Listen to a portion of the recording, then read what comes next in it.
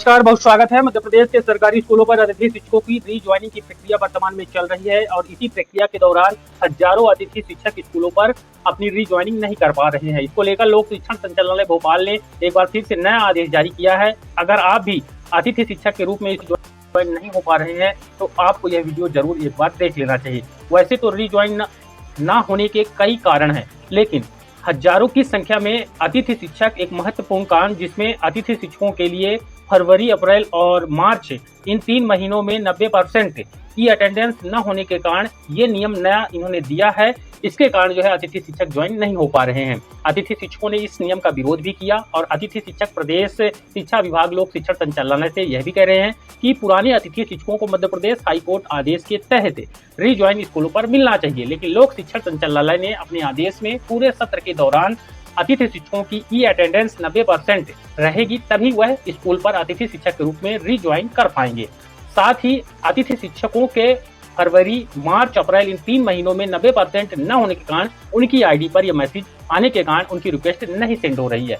तो अतिथि शिक्षकों की इसी बड़ी समस्या को ध्यान में रखते हुए लोक शिक्षण संचालनालय भोपाल की तरफ से अपना स्पष्टीकरण एक नया आदेश जारी करके बताया गया है। अतिथि शिक्षकों की रीज्वाइनिंग की जो समस्या है 90% वाली, क्या वह समस्या समाधान होगी? क्या वह अतिथि शिक्षक ज्वाइन ले पाएंगे? वर्तमान शैक्षणिक सत्र 2026-27 में लोक शिक्षण भोपाल की तरफ से इस जारी किए गए नए आदेश से आप स्पष्ट समझ जाएंगे कि आप ज्वाइन हो पाएंगे कि नहीं हो पाएंगे। नवीन आदेश में नवीन निर्देश दिए गए हैं। इस पूरे आदेश को देखिए और ये समझिए कि आप 90% का मैसेज अगर शो हो रहा है तो आप अब स्कूल पर यथावत श्रेणी में रीज्वाइन नहीं हो पाएंगे। चलिए कंप्लीट आदेश आपको दिखाते हैं। आदेश आपके सामने है। ये आदेश लोक शिक्षण संचालनालय मध्य प्रदेश गौतम नगर भोपाल की तरफ से जारी हुआ है।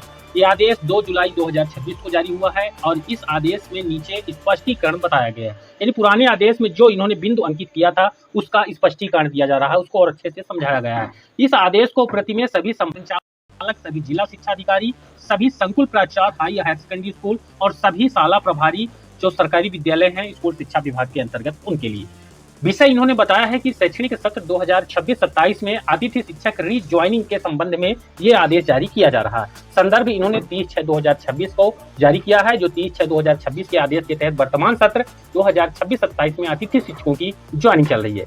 आगे इन्होंने बताया है कि उपरोक्त विषय अंतर्गत संदर्भित पत्र के बिंदु नंबर 2 की कंडिका 2.4 में सत्र में अतिथि शिक्षक 90% या 90% से अधिक की अटेंडेंस के आधार पर रीज्वाइनिंग रिक्वेस्ट कर सकेंगे का उल्लेख किया गया है। यानी पूरे सत्र के लिए इन्होंने उस आदेश में बिंदु अंकित किया था।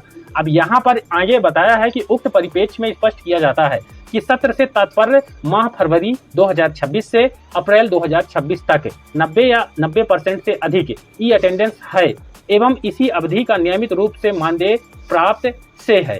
उक्त कार्यवाही हेतु भविष्य में यह व्यवस्था संपूर्ण सत्र की ई अटेंडेंस के आधार पर की जाएगी। यानी यहाँ पर देख सकते हैं इन्होंने स्पष्ट किया है कि उक्त कार्यवाही हेतु भविष्य में यह व्यवस्था संपूर्ण सत्र की ई अटेंडेंस के आधार पर की जाएगी।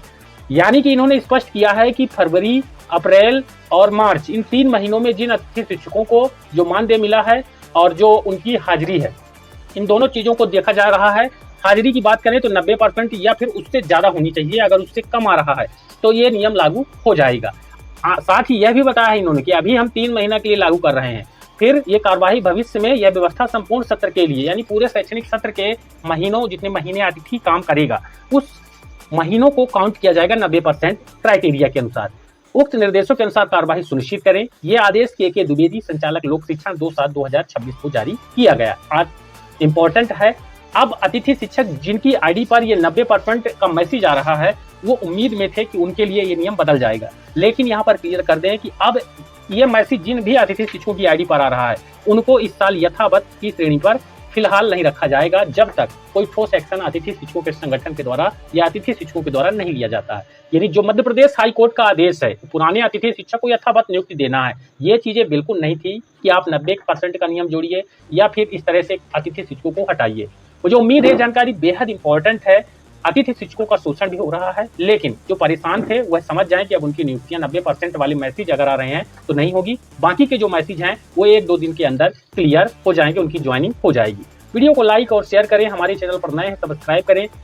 धन्यवाद।